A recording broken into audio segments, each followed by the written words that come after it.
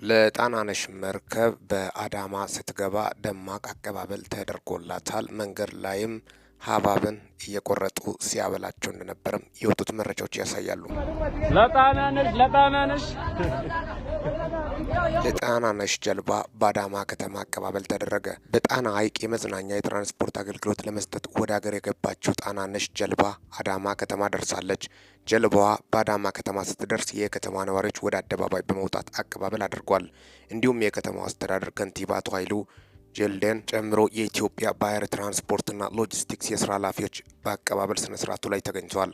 የኢትዮጵያ ኤሌክትሪክ ኃይልና የኢትዮጵያ ኤሌክትሪክ አገልግሎት ጀልባዋን ለማሳለፍ በመንገድ ላይ ያሉ የኤሌክትሪክ ገመዶችን በማንሳት እንዲሁም የሚቋረጡ የኤሌክትሪክ አገልግሎት በፍጥነት በመመለስ ርብርብ እያደረጉ ይገኛሉ። በተጨማሪም የከተማዋ አስተዳደር የትራፊክ መብራቶችን በማንሳት ጭምር ጀልባዋ በምታልፍባቸው መንገዶች አስፈላጊን ትብብር በማድረግ ላይ ነው።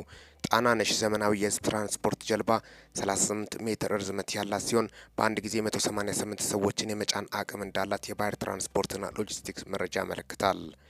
ሚኪ ነኝ ከሚኪ ታቦር ኢንፎ። ይህንን ቻናል ሰብስክራይብ በማድረግ ወቅታዊና ታማኒ መረጃ አግኙ። ሰላም ቆዩልኝ።